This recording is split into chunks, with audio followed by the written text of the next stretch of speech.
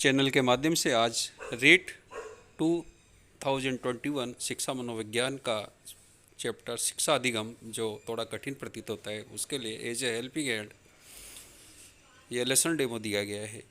इसमें अधिगम पठार और अधिगम अवधारणाएं, अधिगम वक्र, स्थानांतरण, सकारात्मक नकारात्मक तीनों प्रकारों के बारे में इस लेसन में चर्चा की गई अधिगम है। आशा है के आप सभी को पठार एवं वक्र। सामान्य रूप से सीखने वाला बालक जब सीखने के दौरान कोई रुकावट महसूस करता है तो वह अधिगम का पठार बनाता है। सीखने की अवस्था के बीच में आने वाली रुकावट को बाधा को अधिगम का पठार कहा जाता है। जैसे एक बच्चा एक लेवल पे तो सब कुछ समझ में आ रहा है उसको।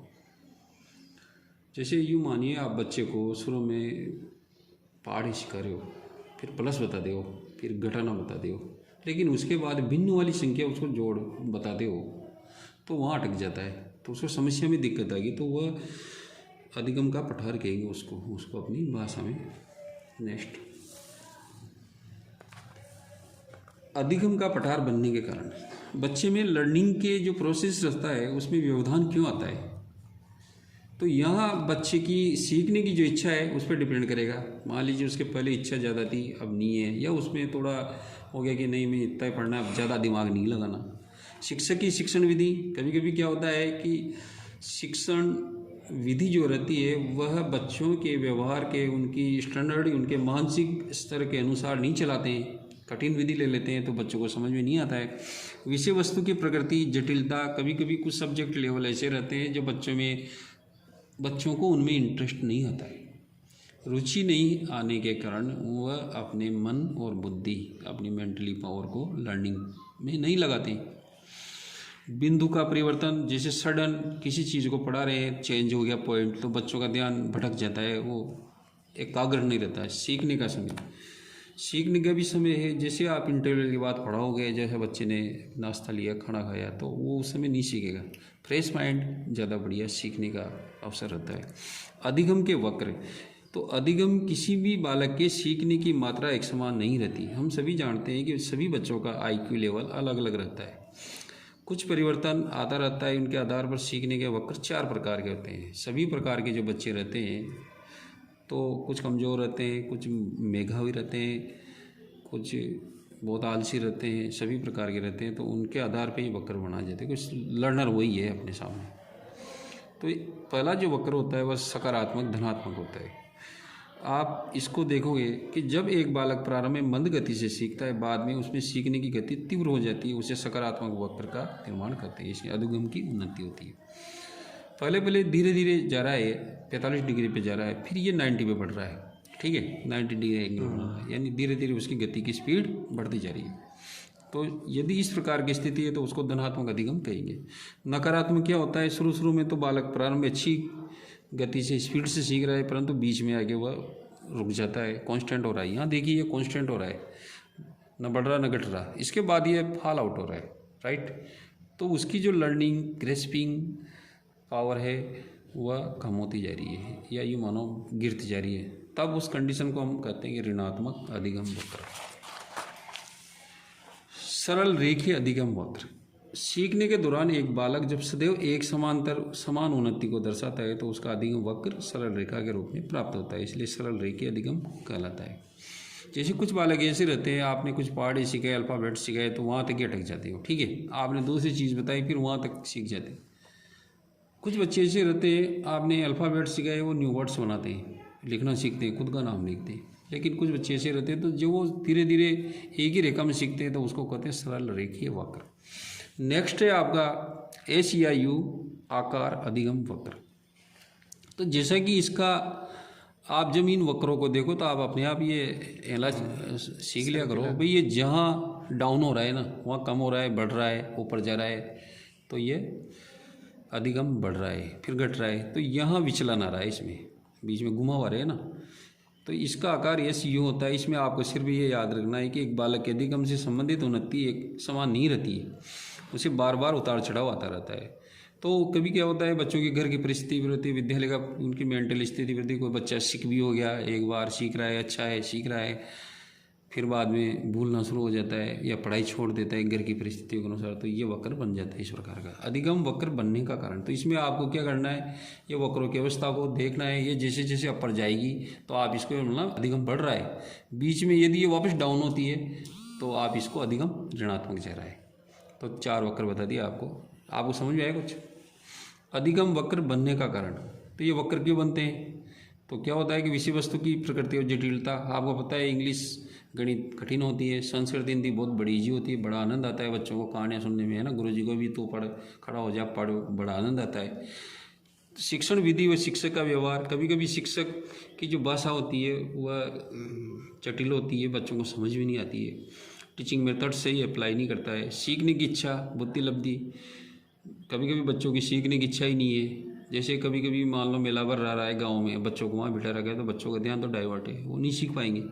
तो ये भी अधिगम वक्र बन जाता है इनसे। सीखने की परिपक्वता आयु, अब आप 4 साल के बच्चों को 8 साल की चीज़ बताओगे तो वह उम्र के अनुसार नहीं चलेगा। शिक्षण प्रक्रिया एज के अकॉर्डिंग होना चाहिए। यदि आप अच्छी उम्र में, परिपक्व उम्र में उसको अच्छा ज्ञान दोगे तो वह ग्रहण कर पाएगा। अदरवाइज आजकल 2 साल 2.5 साल के बच्चों को रख देते हैं, बट वह खराब होता है, उसका बचपन और ख़त्म होता है, राइट। अधिगम स्थानांतरण के प्रकार, अधिगम स्थानांतरण, आप देखिए सीखने का जो चीज़ है वो उसको स्थानांतरित कर रहा है, अपने ज्ञान को दूसरों को फ्लो कर रहा है, उसको प्रवाहित कर रहा है ना।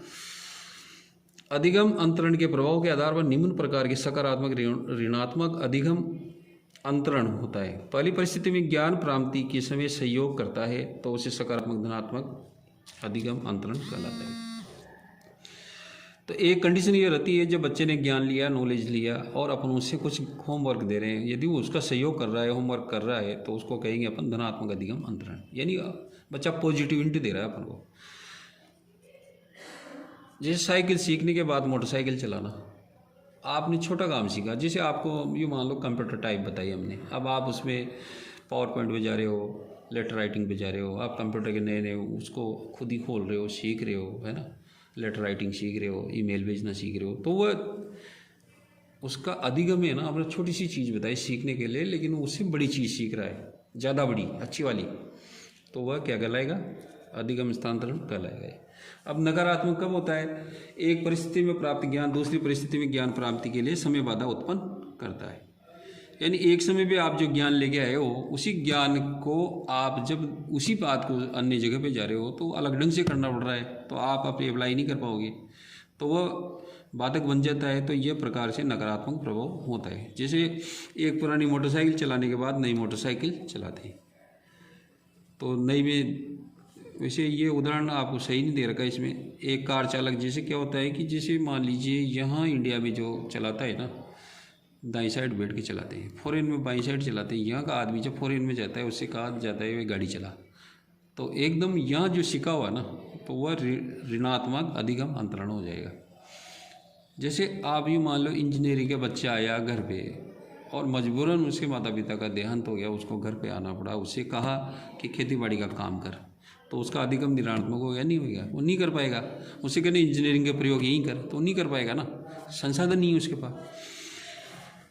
पार्श्व अधिगम अंतरण, एक शरीर में दायां और बायां पक्ष होते हैं, राइट। जब हम कोई परीक्षण अंक को प्रदान करते हैं, जब हम प्रशिक्षण दायां अंक को प्रदान करते हैं तो वह अंक कार्य ठीक उसी प्रकार से करने लगता है, परंतु जब हम चाहकर भी उसका दूसरे अंक को उस तरह कार्य करें तो वह होने लग जाता है, दूसरी अंग भी उसी तरह करने लग जाता है। जैसे दायां हाथ से खाना खाने के बाद व्यक्ति चाहने पर भी बाएं से खाना खा सकता है, तो ये पार्श्व अधिगम कहलाता है। यानी एक हाथ से खाते हैं तो दूसरे को भी हैबिट हो जाती है, दोनों से खा सकते हैं, अपने आप दोनों बायां और दायां जो अंग होता है ना फॉलो कर लेते हैं। लंबवत अधिगम इसको होते हैं, जब कोई भी अधिगम एक के बाद एक उसी दिशा में उपयोग में आ जाता है, वह लंबवत अधिगम अंतरण होता है।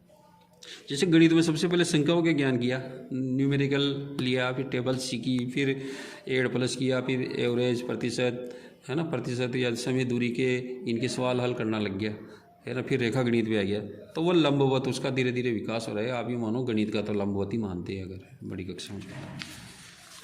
इसके बाद क्षितिज है। आप क्षितिज किसको मानते हो, आप क्षितिज ये है जैसे आप जहाँ सूरज और धरती पृथ्वी का मिलना होता है, जहाँ वो दोनों ऐसा लगता है कि धरती खत्म हो रही है, एक लाइन सी दिखेगी आपको, तो उसको कहा जाता है क्षितिज। पहली परिस्थिति में प्राप्त ज्ञान का दूसरी परिस्थिति में जो कि पहली परिस्थिति के समान प्रकृति के उपयोग में आना ही क्षितिज अधिगम अंतरण कहलाता है।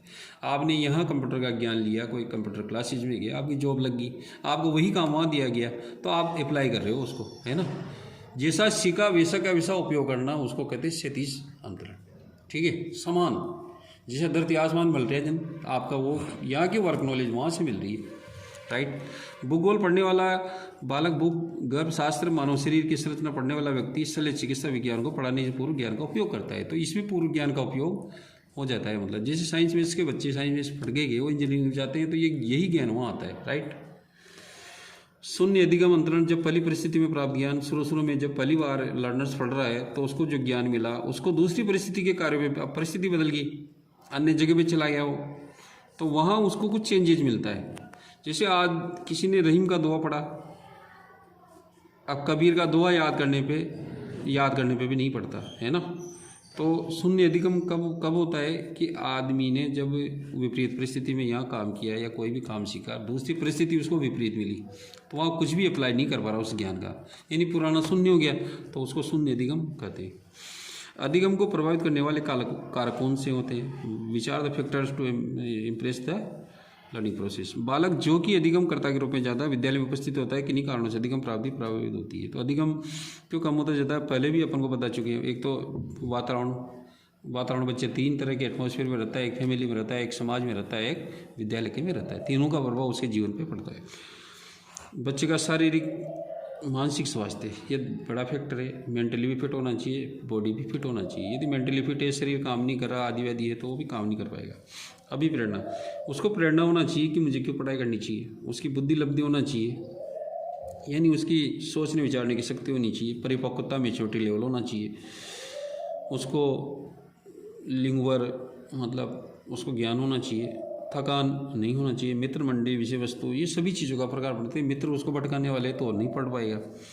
और वहाँ विषय वस्तु की प्रकृति भी देखी जाती है। कुछ बोरिंग सब्जेक्ट रहते हैं जिनमें कहानी किससे एंजॉयबल चीज़ नहीं है, तो बच्चा उसको निरस्त लेता है ना। आप लिटरेचर को बच्चे ज़्यादा क्यों पढ़ते हैं? अब आप फिजिक्स में जाओ, बहुत टिपिकल लगेगी। तो विषय वस्तु की जो प्रकृति रहती है उसका भी अधिगम पे प्रभाव पड़ता है। शिक्षण का व्यवहार और शिक्षण विधि और सीखने की रुचि। तो याद देखिए, मैंने कल भी बताया था, शिक्षक विधि कोई सा काम में ले रहा है, ठीक है, तो उसका प्रभाव पड़ेगा। शिक्षक का व्यवहार अच्छा होना चाहिए। यदि उसका रूढ़ असभ्य व्यवहार है, वह बच्चों की भावना के अनुकूल नहीं पढ़ा रहा है, उससे क्रॉस क्वेश्चन नहीं कर रहा है, उनको समझ भी नहीं आ रहा, तो पढ़ाई जा रहा है वन वे ट्रैफिक की तरह। तो सीखने की रुचि, अब यहाँ मैंने कल भी बताया था, यदि आप प्यासे जानवर को पानी की उसके पास ले जाओगे तो पीना तो झुकना, उसकी गर्दन तो नीचे की उसको करनी पड़ेगी ना। तो बच्चा यहाँ आ जाएगा, टीचर पढ़ा देगा, लेकिन जब तक उसमें सीखने की इच्छा नहीं है, यानी जब तक बच्चे का दिमाग क्लास में नहीं होगा, बच्चा दिमाग यहाँ लेके बैठा है, बॉडी तो प्रेजेंट है, माइंड एब्सेंट है, तो हाउ कैन वी लर्न, वो कैसे सीखेगा, राइट। खत्म आज का।